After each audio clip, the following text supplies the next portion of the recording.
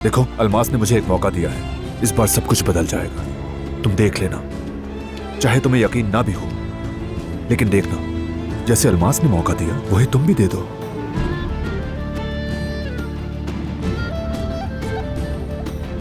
तो हाथ में हाथ डाले मुझसे मौका मांग रहे हो और चाहते हो कि तुम्हें माफ करके मैं तुम दोनों पर यकीन कर लूं। ठीक है, तुम एक दूसरे पर भरोसा है?